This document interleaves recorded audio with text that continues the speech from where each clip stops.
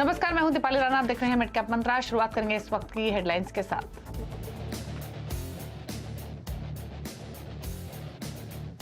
बाजार में निचले स्तरों से अच्छी रिकवरी। निफ्टी 75 अंक सुधरकर 18,300 के नजदीक पहुंचा। निफ्टी बैंक भी डे लो से 425 पॉइंट सुधरा। मिड कैप्स पर हल्का दबाव कायम।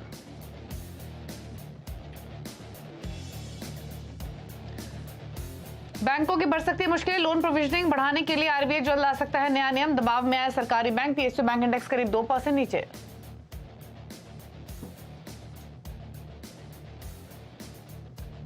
कमजोर नतीजों वाले शेयरों की आज पिटाई। रेन इंडस्ट्रीज का मुनाफा 62% गिरने से शेयर 3% गिरा। लेटेंट व्यू भी नतीजों के बाद 9% नीचे। जेएम फाइनेंशियल में भी दबाव।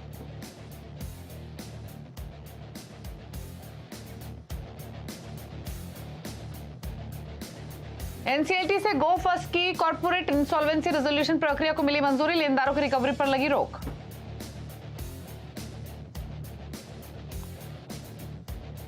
और कर्नाटक विधानसभा की 224 सीटों के लिए वोटिंग जारी। मैदान में है 2600 से ज्यादा उम्मीदवार। 13 मई को होगी वोटों की गिनती। आज शाम आएंगे एग्जिट पोल।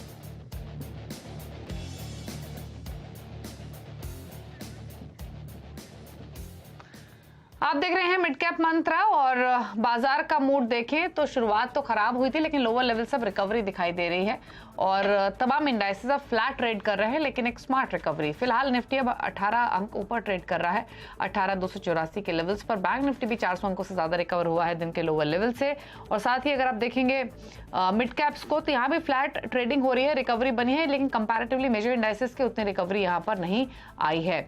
पॉकेट्स कौन कौन सी परफॉर्म कर रही हैं उसकी तमाम डिटेल्स आपके लिए लेकर आएंगे, लेकिन सबसे पहले देख लेते हैं इस समय के क्यूज क्या हैं, क्या इंटरनेशनल मार्केट से संकेत इस समय मिल रहे हैं। और सबसे पहले एशियन मार्केट्स को देख लेते हैं, जहां पर ज्यादातर एशियाई बाजार दबाव के साथ कारोबार कर रहे हैं। और निक्केई, कॉस्पी, हैंगसेंग, शंघाई 1% तक की कमजोरी इन सभी बाजारों में देखने को मिल रही है। साथ ही अगर आप अमेरिका के फ्यूचर्स देखेंगे तो डाउ फ्यूचर्स हरे निशान में है, यहाँ पर 40 अंकों की बढ़त है। नैस्डैक के फ्यूचर्स 16 अंकों पर है, तो बहुत ज्यादा तेजी तो नहीं है, लेकिन हल्की हल्की बढ़त के साथ जो अमेरिका के फ्यूचर्स है वो इस समय कारोबार करते हुए आपको दिखाई देंगे। तो ऐसे में अब तक हुआ क्या है मार्केट में, कौन कौन से सेगमेंट्स चल रहे हैं, कहाँ पर प्रेशर है, वो तमाम डिटेल्स आपके लेकर आते हैं। बात करते हैं बाजार की बड़ी बातों की। और रिकवरी के साथ निफ्टी अब 18,300 के नजदीक पहुंचने की पूरी कोशिश करते हुए दिन के ऊपरी स्तरों तक पहुंचने की कोशिश कर रहा है बाजार। फिलहाल निफ्टी 18,283 पर कर रहा है ट्रेड। बैंक निफ्टी देखेंगे अगर आप, तो बैंक निफ्टी में 400 अंकों से ज्यादा की रिकवरी दिखाई दी है। फ्लैट बिल्कुल कारोबार कर रहा है इस समय।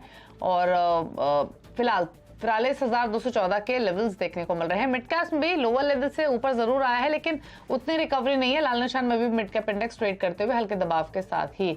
ऑल्दो दिन के लोअर लेवल से 150 अंकों तक की रिकवरी हमने मिड कैप इंडेक्स में आते हुए देखी है। अगर आप सेगमेंट्स की बात करेंगे तो आज कोई डिसाइसिव बाइंग किसी सेक्टर में नहीं देखने को मिल रही है। मिले जुले परफॉर्मेंस है, जैसे कि पावर में आपको गिरने बढ़ने वाले स्टॉक्स दोनों दिख जाएंगे, सिमिलरली ऑटोज में भी, लेकिन फिर भी यहाँ पर कन्विक्शन पॉजिटिव साइड पर ही है, जिसमें power, FMCG, auto, oil and gas stocks हैं। वहीं आईटी, कैपिटल गुड्स, मेटल्स में दबाव दिखेगा।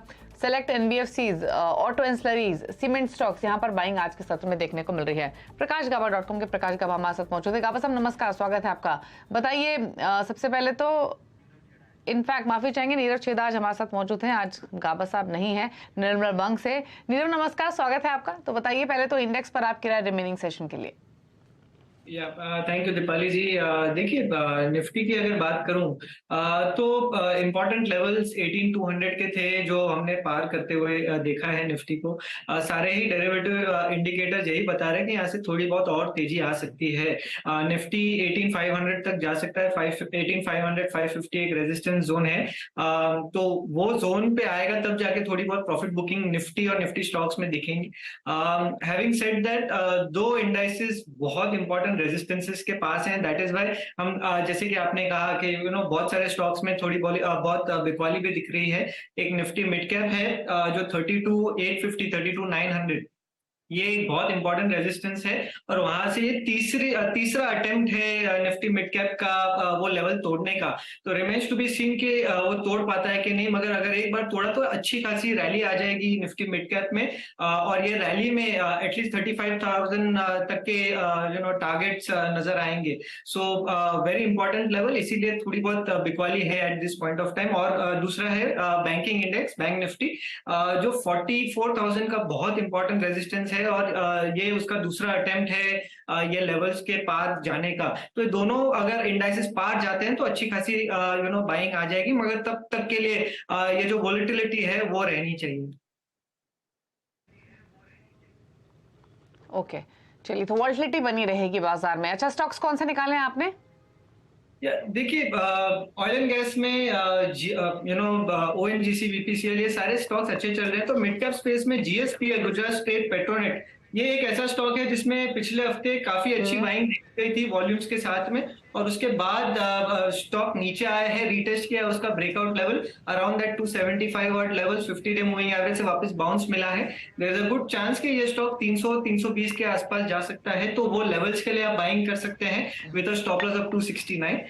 दूसरा है वो केईसी इंटरनेशनल। देखिए, केईसी अगर बात करें तो at this point of time 528 का बहुत इंपॉर्टेंट रेजिस्टेंस था और जस्ट जाके ब्रेकआउट आया है और मल्टी मंथ ब्रेकआउट आया है ये स्टॉक में। ये स्टॉक यहां से काफी अग्रेसिव मूव बता सकता है, एटलीस्ट 600 के पास जा सकता है। तो 515 के स्टॉप लॉस से आप इसे खरीद सकते हैं और अराउंड 580-600 आप प्रॉफिट बुकिंग कर सकते हैं।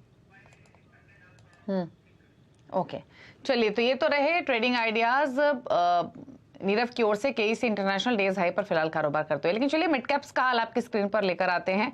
और मिड कैप इंडेक्स तो आपको फ्लैट टुवर्ड्स नेगेटिव बायस के साथ ट्रेड करते हुए दिखाई देगा। ऑल्दो रिकवर हुआ है लोअर लेवल से, लेकिन अभी भी लाल निशान में ही है। पॉकेट्स लेकर आते हैं। एनबीएफसीज में सेलेक्ट स्टॉक्स में बाइंग देखने को मिल रही है, जिसमें आईबी हाउसिंग, क्रेडिट, एक्सिस ग्रामीण, ये स्टॉक हैं जो कि तेजी के साथ कर रहे हैं ट्रेड। यहाँ पर खरीदारी देखने को मिली। मुथूट फाइनेंस एक स्टॉक है मिड कैप से। बजाज फाइनेंस तो इनफैक्ट लार्ज कैप कैटेगरी का हो गया। और 10 सीरीज में देखेंगे तो Motherson, JTEKT India, Igarashi motors, Minda corp, यहाँ पर तेजी है 2.5% तक ऊपर। मदरसन और जीटीकेटी इंडिया ट्रेड कर रहा है। मिंडा कॉप में 4% का उछाल और इग्राशी मोटर्स में 10% का अपमूव आज के सेशन में। सीमेंट में सेलेक्ट स्टॉक्स में buying, India Cement, Birla Corp, Sanghi Industries, Sagar Cement ऊपर है 2% ऊपर इंडिया सीमेंट, सांगी इंडस्ट्रीज 5% के सर्किट पर, सागर सीमेंट 4% ऊपर कर रहा है ट्रेड। आईटी इंडेक्स आपको लाल निशान में दिखाई देगा। सेलेक्ट स्टॉक्स में खरीदारी है। साइंट 5% ऊपर 63, मून्स में 3.5% की मजबूती, आर सिस्टम 2% ऊपर और जेंसर टेक में भी 2% के मूव्स देखने को मिल रहे हैं। फार्मा लाल निशान में, Sequent Scientific, Star, Advanced Enzymes, Laurus Labs ये प्रेशर में कारोबार कर रहे हैं आज के सत्र में। तो ये है फिलहाल मिड कैप्स का हाल। ऑटो एंसिलरीज में सबसे ज्यादा एक्शन आज देखने को मिल रहा है। एक और पॉकेट है जो फोकस में है और वो है सरकारी बैंक। दरअसल बैंकों की मुश्किलें बढ़ सकती हैं। अनुमानित लोन घाटे की जो प्रोविजनिंग है उसके लिए रिजर्व बैंक जल्द नए नियम ला सकता है। एक्सपेक्टेड क्रेडिट लॉस के नियमों में क्या बदलाव हो सकते हैं, क्या असर होगा इसका, ये समझाने के लिए यतिन मोहता हमारे साथ मौजूद हैं। तो यतिन, बताइए, जो एक्सपेक्टेड क्रेडिट लॉस है उसको लेकर क्या नियम बदलने वाले हैं और क्या इंपैक्ट होगा इसका?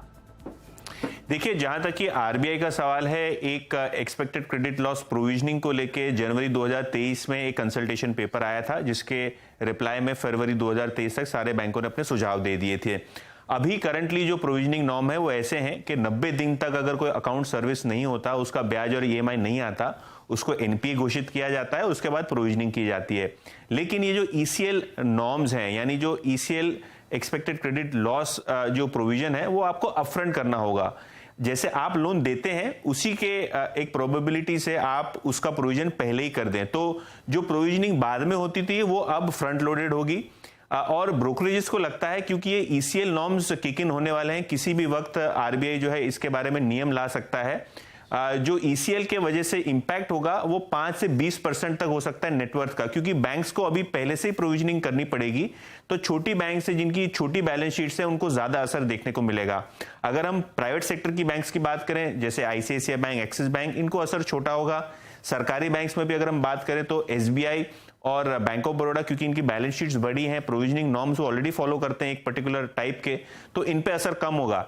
लेकिन छोटी बैंक है जैसे कि कैनरा बैंक, पीएनबी, क्योंकि कॉन्फ्रेंस कॉल में भी काफी सारे एनालिस्ट अपने बैंक के एमडीज को पूछ रहे थे कि ईसीएल नॉर्म्स की वजह से कितना इंपैक्ट होगा, तो असर जरूर होगा। अभी जो ईसीएल नॉर्म्स है उसमें 1 से 2% तक टोटल लोन बुक का आपको प्रोविजन करना पड़ेगा, जिसके कारण जैसे कि मैंने पहले कहा 5 से 20% नेटवर्थ का इंपैक्ट होगा।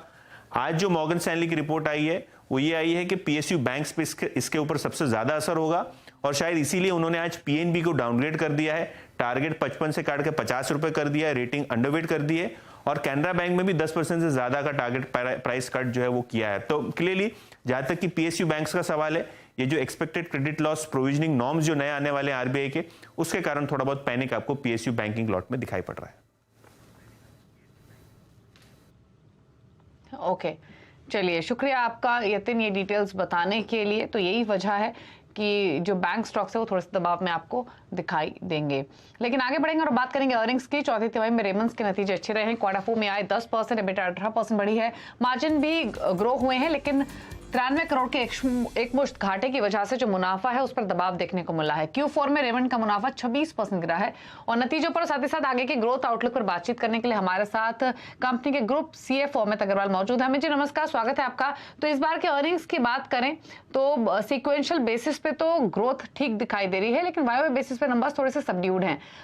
क्या इनिशियल नंबर्स आपकी ओर से अर्निंग्स की हाईलाइट्स के तौर पे? देखिए, दो चीज बहुत इंपॉर्टेंट है कि हमने जो भी ग्रोथ ट्रैजेक्टरी बिजनेस की सेट करी है, इन चाहे हमारा लाइफस्टाइल बिजनेस हो चाहे रियल एस्टेट बिजनेस हो, सब में वो ग्रोथ ट्रैजेक्टरी एकदम प्रॉपर चल रही है। सेकेंड थिंग, हमारा कोई भी कॉम्प्रोमाइज नहीं है कॉस्ट के ऊपर। जो कॉस्ट का फोकस हमने शुरू किया था कि वो 400 करोड़ सस्टेनेबल कॉस्ट रिडक्शन है, उसको हम कंटिन्यू कर रहे हैं, because you have to adjust now on inflation. आज पिछले साल के इस साल के रेवेन्यू की ग्रोथ करें तो पूरे साल में 30% का रेवेन्यू ग्रोथ दिया, बट अगर फिक्स कॉस्ट की तरफ देखें तो वो जो 400 करोड़ का हमारा सस्टेनेबल कॉस्ट रिडक्शन का प्लान था वो पूरी तरह से डिलीवर हुआ। थर्ड थिंग, जो कैश फ्लो जनरेशन होता है, कई बार क्या होता है कि आपका ग्रोथ आ जाती है और वो वर्किंग कैपिटल में पैसा डिप्लॉय हो जाता है, तो वो भी हम बहुत केयरफुल थे कि हम वर्किंग कैपिटल में नहीं डिप्लॉय करके आज 400 करोड़ का हमने पूरे साल में रिड्यूस किया है, और मार्जिन का कंसिस्टेंट इंप्रूवमेंट है। सेकंड, सबसे इंपॉर्टेंट ये बात है कि जो हमारा रियल एस्टेट का प्रोजेक्ट है, वो रियल एस्टेट में जैसे ही हम लॉन्च करते हैं, जैसे हमने थर्ड प्रोजेक्ट 10x सीधा लॉन्च किया, वो विद इन 7 डेज 100 यूनिट्स हमने बेच दिया। तो लोगों को एक क्लियर डिमॉन्स्ट्रेशन आ गया है कि रेमंड का जो कपड़े में ट्रस्ट है, जिस तरीके से वही सेम ट्रस्ट दिखता है आपका रियल एस्टेट प्रोजेक्ट में। उसी कारण से हमारी अच्छी बिक्री होती है। पूरे साल में 1600 करोड़ की हमने बुकिंग दिखाई है रियल एस्टेट में। तो इस तरीके से ओवरऑल आई मस्ट से कि हम काफी सेटिस्फाइड हैं इस परफॉर्मेंस से कि एक अच्छा प्रदर्शन देखने को मिला। हाईएस्ट एबिटा हमने क्वार्टर में डिलीवर किया, 377 करोड़ का जो एबिटा है इटसेल्फ बहुत रोबस्ट है। नेट इनकम की बात करें तो डबल कर दिया कंपेयर टू प्रीवियस ईयर। तो इस तरीके से ओवरऑल हर एरिया में फोकस करके अच्छी ग्रोथ देखने को मिली है। ओके अच्छा, अब एक चीज और जानना चाहेंगे कि जो अलग अलग सेगमेंट्स हैं, फिर चाहे वो टेक्सटाइल हो, शिपिंग हो या फिर अपैरल गारमेंटिंग स्पेस हो, यहाँ पर कैसे नंबर्स रहे हैं इस बार या कैसी परफॉर्मेंस रही है? देखिए, क्या होगा कि अभी हमारा जो नेक्स्ट 3 से 5 साल का प्लान है, क्योंकि ये 1 क्वार्टर और 2 क्वार्टर की बात करने में तो कोई विशेष फायदा नहीं है, क्योंकि मार्केट से थोड़ा बहुत ऊपर नीचे सब होती ही रहती है। अगर हम नेक्स्ट 3 to 5 इयर्स की बात करें तो हमारा जो लाइफस्टाइल का बिजनेस है, जो कि हमने डीमर्ज करके प्रोसेस चालू कर दिया है, डीमर्जर करके हम रेमंड कंज्यूमर में लेके जाएंगे, focus pure play net debt free business होगा, उसमें हम मिड टीन्स की ग्रोथ बात कर रहे हैं in the next 3 to 5 years. ये हमारा वेरी क्लियर प्लान है। जहां तक अभी आपको बताएं एक एक सेगमेंट की, तो आज गारमेंटिंग है जो एक्सपोर्ट का है, अगर आप देखें तो कंपेयर टू 21-22 to 22-23 हमने 50% का रेवेन्यू ग्रोथ दिखाया है। इसका बहुत क्लियर क्या डिमॉन्स्ट्रेशन है कि ये जो चाइना प्लस 1 की थीम है ये बहुत सक्सेसफुल है हमारे देश के लिए प्लस हमारी कंपनी के लिए भी। पूरी तरह से हम इसको अच्छे से ओके अच्छा, फिर एक चीज बताइए, जो गोदरेज के साथ आपकी डील हुई उसके बाद या फिर जो हाई डेट रिडक्शन आप कर रहे हैं, उसके बाद क्या एग्जैक्टली स्ट्रैटेजी आपकी, मनी कहाँ डिप्लॉय करेंगे या फिर क्या प्लानिंग है एग्जैक्टली रेमंड्स की? तो देखिए मैं क्लैरिटी देता हूँ, ये जो 2200 करोड़ है ये मैं थर्ड पार्टी बोरोइंग नहीं है, क्योंकि रेमंड कंज्यूमर केयर ने एफएमसीजी बिजनेस बेचा है स्लम सेल पे। तो गोदरेज से जो कल पैसा आ गया वो आया रेमंड कंज्यूमर केयर में, और डेट है रेमंड लिमिटेड में। तो जो एनसीडी होगी वो इशू करेगा रेमंड एंड सब्सक्राइब करेगा रेमंड कंज्यूमर केयर लिमिटेड। तो जिसके कारण पैसा जब रेमंड लिमिटेड में आता है तो रेमंड के जो एक्सटर्नल डेट होल्डर्स हैं, बैंक्स हैं, इनको हम रीपेमेंट कर देंगे और डेट जीरो कर देंगे, नेट डेट जीरो हो जाएगा और कैश बचा रहेगा। तो इस तरीके से जो ये 1500 करोड़ का हमारे पास नेट कैश लिक्विडिटी अवेलेबल हो जाएगी पूरे रेमंड कंसोलिडेटेड पे, ये हमको दो तरीके से ग्रोथ में हेल्प करेगा। एक तो हमारा जो लाइफस्टाइल का बिजनेस है जिसमें हमारा एक्सपेंशन का प्लान है, जो कोई कैपेक्स हेवी प्लान नहीं है, बट फिर भी स्टोर एक्सपेंशन में फसाड के ऊपर जो है ये करना वो करेंगे, उसका कैश फ्लो बहुत स्ट्रांग है, उससे हो जाएगा। दूसरी तरफ रियल एस्टेट के अंदर में भी जो हम देख रहे हैं कि हम अभी तक इतने सालों में 4 साल में हमेशा नेट कैश पॉजिटिव रहे हैं, तो वो भी हम ग्रोथ देखते हैं। तो ये दोनों बिजनेसेस को हम एग्रेसिवली अब आगे ले जाएंगे और ग्रोथ करेंगे। चलिए, शुक्रिया अमित जी अर्निंग्स पर बातचीत करने के लिए। थैंक यू और गुड लक आपको आने वाले क्वार्टर्स के लिए। तो थे रेमंड के अर्निंग्स और आगे का आउटलुक पर कंपनी के व्यूज, और 1558 पर फिलहाल स्टॉक कारोबार करते हुए। लेकिन अब बात करेंगे इलेक्शन अपडेट की। कर्नाटक चुनाव पर देश भर की निगाहें टिकी हुई हैं। विधानसभा की 224 सीटों के लिए आज वोटिंग हो रही है और कर्नाटक की दंगल में 2600 से ज्यादा उम्मीदवार हैं। 13 मई को चुनाव के नतीजे आएंगे। वोटिंग पर और अपडेट के साथ बेंगलुरु से हमारी संवाददाता प्रीति सोमपुरा जुड़ी हुई हैं। तो प्रीति, बताइए किस तरीके का माहौल, कैसी सरगर्मी, और सबसे इम्पोर्टेंट बात, अब तक कितना परसेंटेज वोटर टर्नआउट हुआ है? देखिए 12 बजे तक के जो फिगर आया है, डेटा आया है, उसके मुताबिक 22% जितना वोटिंग हुआ है। इस वक्त मैं बेंगलुरु में हूँ और आप देखें कि लंबी लंबी कतारें जो है लोगों की यहाँ लगी हुई है, और इस तरह का माहौल जो है हमने सुबह से ही देखा था। सुबह 7 बजे जब वोटिंग शुरू हुआ, उसके पहले ही 6:30 बजे से लोग जो है लाइन में खड़े थे, लोग वोट करने आ रहे थे। और आप देखिए कि किस तरीके से जो लोगों की लाइनें यहाँ पर लगी है। यहाँ तक कि नारायण मूर्ति जो इन्फोसिस के फाउंडर है, वो भी सुबह 7:30 बजे अपनी पत्नी सुधा मूर्ति के साथ वोटिंग करने के लिए आ गए थे। अगर बात करें कर्नाटक की, तो कर्नाटक में इस बार जो है खास करके युवा वर्ग और सीनियर सिटीजन जो है घर से बाहर निकल रहे हैं वोटिंग करने के लिए।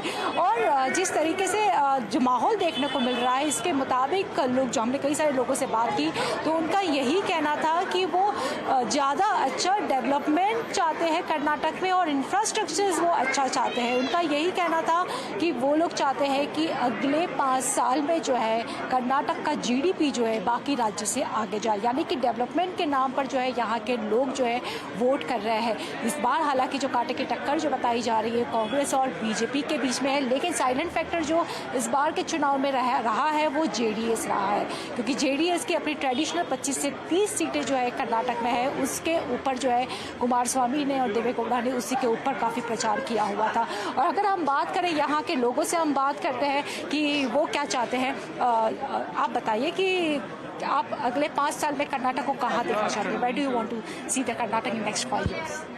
A lot of developments is already going on, and I would like a lot more developments to go on. Yeah, it is going the right way, so I'd be happy if it is going the same way with a lot more developments, a lot more job opportunities.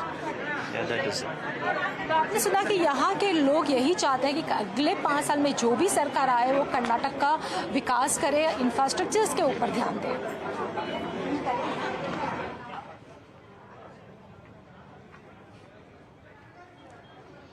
चलिए, तो ये था पूरा update Karnataka elections का। 20-22% voting अब तक हुई है, लेकिन यंगस्टर्स पार्टिसिपेट कर रहे हैं वोटिंग में। ये अपडेट प्रीति ने बताई। लेकिन चलिए रुक रहे हैं एक ब्रेक के लिए। ब्रेक के उस पर खिलाड़ी नंबर 1 का अपडेट, चल वापस आते हैं।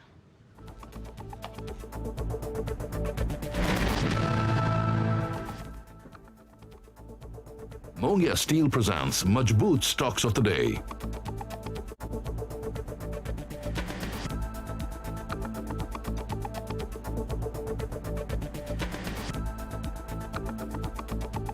Let's you and me step out and see how blue the sky, how tall the trees. Da, da, da, da, da, da, da, da.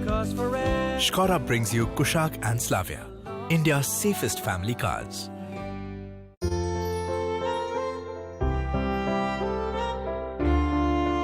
तेरी रोशनी हूं मैं, किसना? हाँ, हूं मैं स्लो, क्योंकि मैं कछुआ हूं।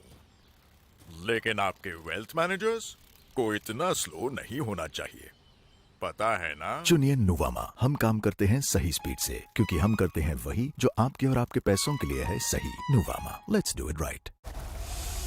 चले चले चले चले।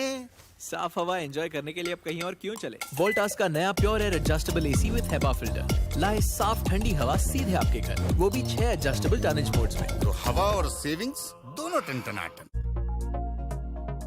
स्टार्टअप है तो long working hours are normal, but investing that doesn't take too long. Angel One पर क्विकली इजीली अकाउंट ओपन करो। ये चाय ठंडी होने से पहले you can start investing.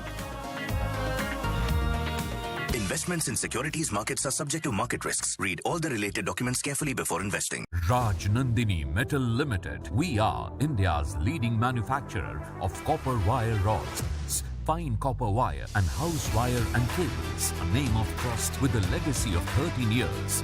Rajnandini Metal Limited.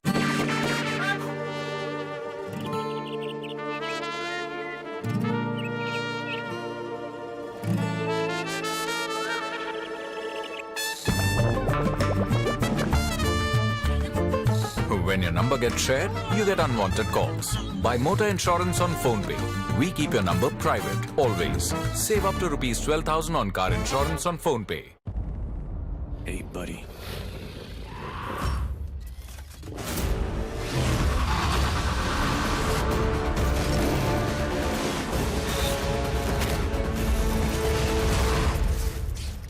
Hope you like them. Introducing Apollo Alpha. Add more thrill to your beast. Canara Bank presents Canara Premium Payroll Account. Free term insurance and instant overdraft facility. Avail unique advantages and benefits. Experience the best. Discover a world of banking possibilities with Canara Bank API Banking. You deserve the best. Canara Bank, together we can.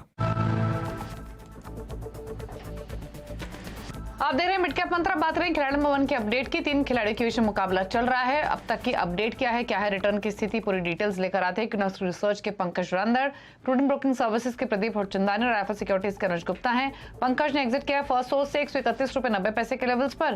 साथ ही Zensar take भी उन्होंने अपने portfolio से बाहर किया है। यहाँ पर 312 के लेवल्स पर उन्होंने एग्जिट पोजीशंस ली हैं। दोनों में उनकी बाय रिकमेंडेशंस थी। प्रदीप हरचंदानी का पोर्टफोलियो लाएंगे तो एक ट्रेड उन्होंने ऐड किया है साइंट का 1320 के टारगेट, 1186 का स्टॉप लॉस। ये एक नया ट्रेड ऐड किया है अपने पोर्टफोलियो में। अनुज गुप्ता ने भी एक और नया ट्रेड ऐड किया है, वो है जिंदल 100 का, और इसमें 190 के टारगेट, 157 का स्टॉप लॉस रखना है। 167 रुपए पर फिलहाल ये कारोबार करते हुए। अब दिखाते हैं आपको अब तक के रिटर्न की स्थिति मुनाफे के मीटर में। पंकज ने हालांकि लीड शुरुआत से ही बनाई हुई है। फिलहाल की स्थिति आप देखेंगे तो बढ़त बरकरार है। 11% के आसपास के रिटर्न पंकज का पोर्टफोलियो लैंड कर रहा है। प्रदीप का पोर्टफोलियो 8% और अनुज गुप्ता का पोर्टफोलियो 2% के रिटर्न दे रहा है। तो ये रहा अपडेट। इसी के साथ एक ब्रेक के उस पर न्यूयॉर्क कंपनी में बातचीत करेंगे मैट्रिमोनी.com के CFO सुशांत पई से। एक ब्रेक के उस पर। नमस्कार।